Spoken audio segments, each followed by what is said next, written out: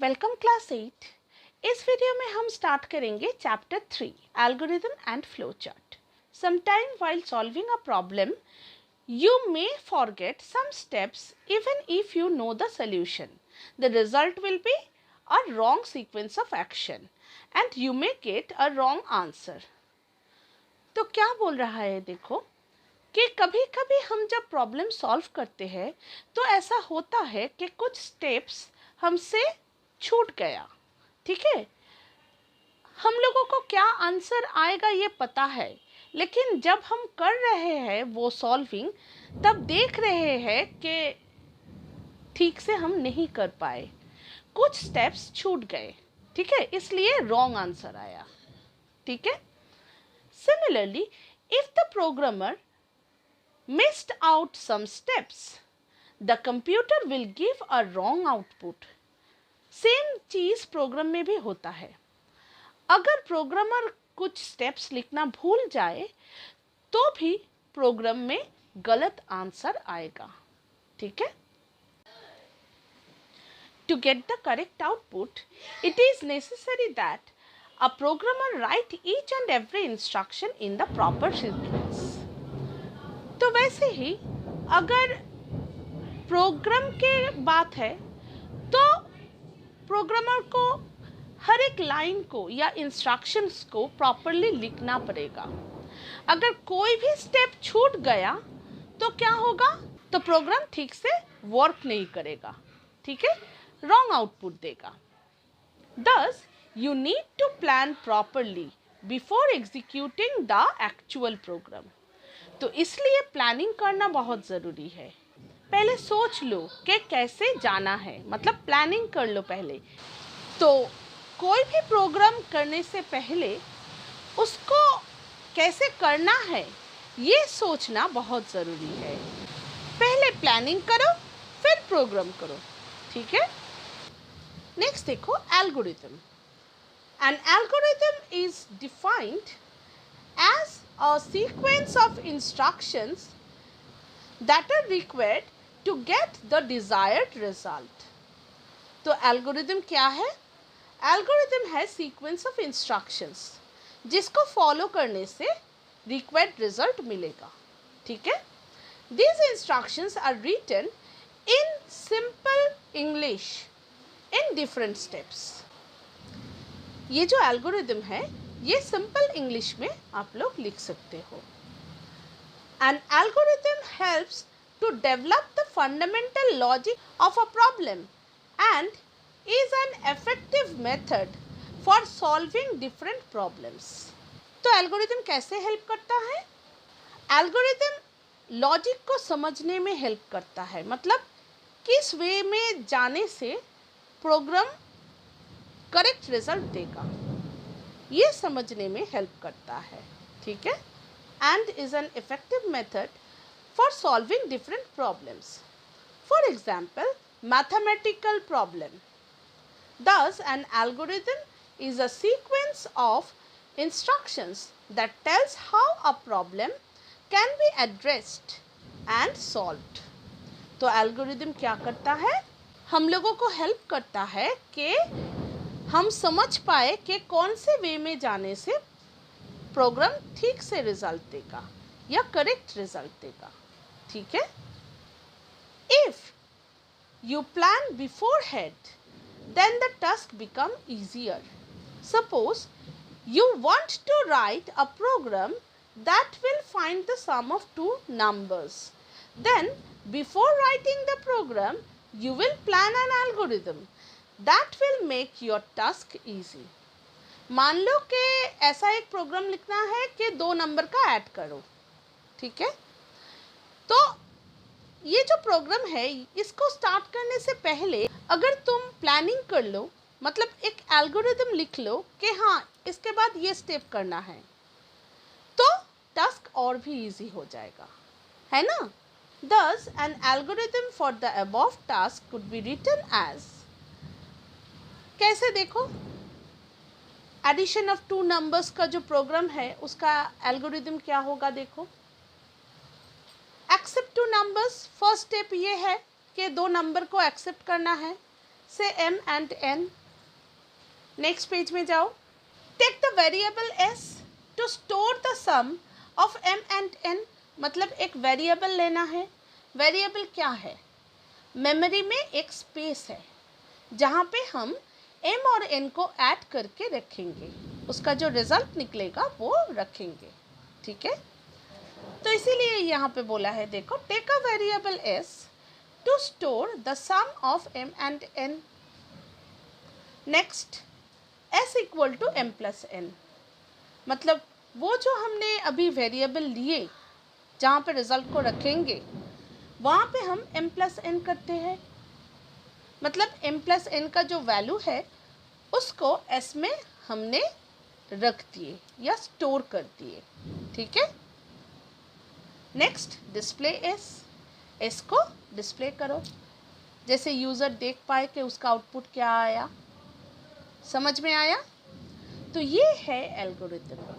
मतलब पहले प्लानिंग करो कि 2 नंबर के एडिशन करेगा ऐसा प्रोग्राम लिखना है, मतलब पहले 2 नंबर को लेना है, उसके बाद और एक वेरिएबल लेना है जहाँ पे हम ऐड करके रखेंगे, फिर ऐड करना है, फिर रिजल्ट को डिस्प्ले करना है।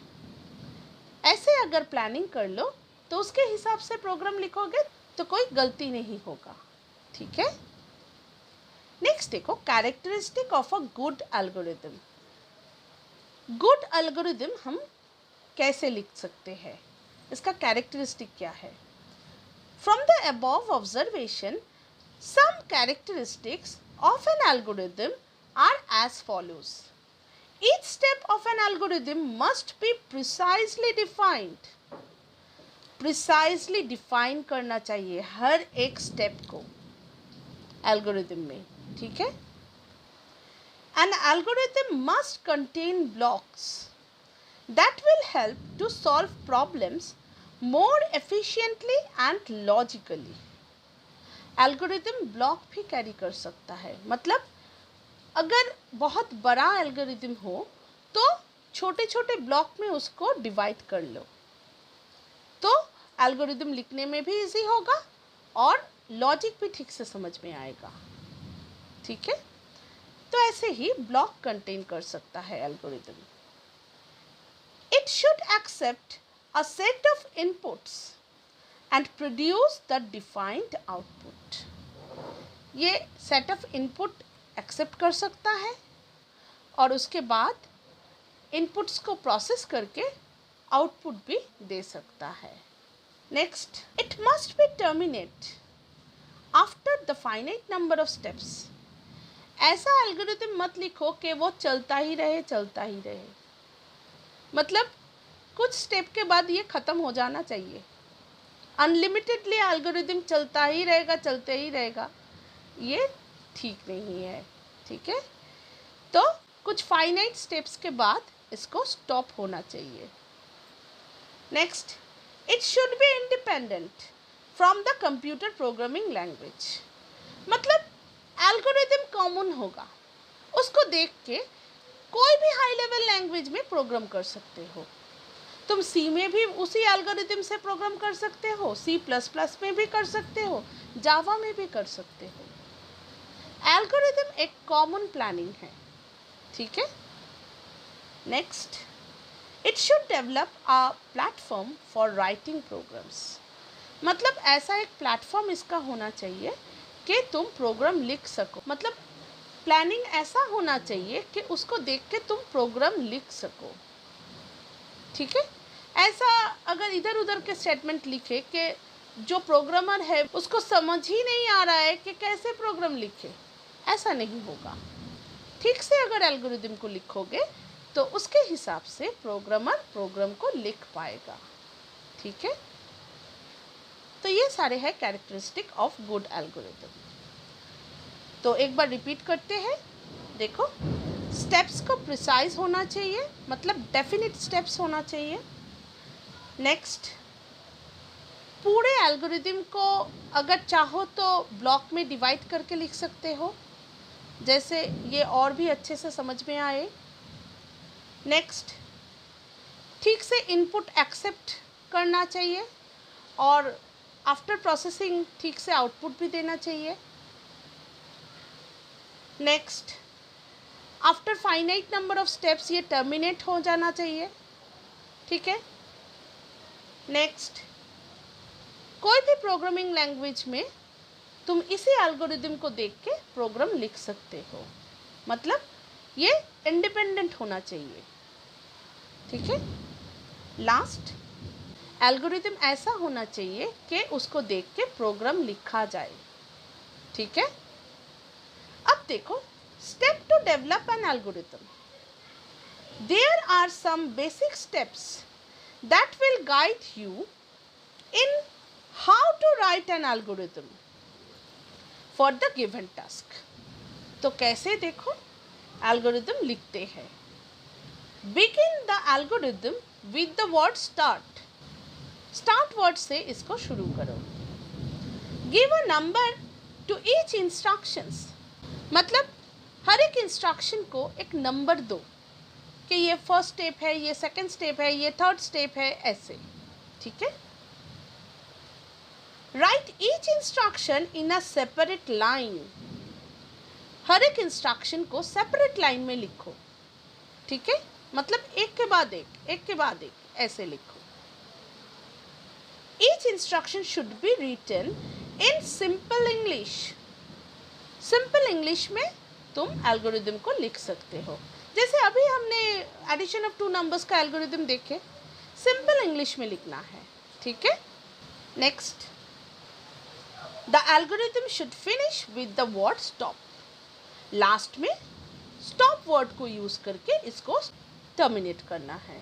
ठीक है। अब देखो, let us take an example from our daily lives. Suppose you have to go and buy a textbook from a bookstore.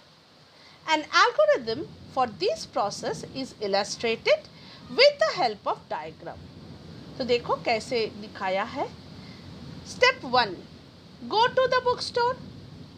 Step 2, ask for the required textbook. जो बुक चाहिए उसको पूछो कि वो है कि नहीं। Step 3, take out the required book. Required book को वहाँ से निकालो। Next, go to the cash counter. Cash counter में जाओ। अब pay money to the cashier. Cashier को बुक का जो प्राइस है उसको पे करो, तो हो गया बुक तुम्हारा। ठीक है। तो ये सारे प्लानिंग है। अब देखो इसके हिसाब से कैसे एल्गोरिदम लिखा है। नेक्स्ट पेज में जाओ। Now an algorithm with reference to the above instructions is as follows. Step 1, start.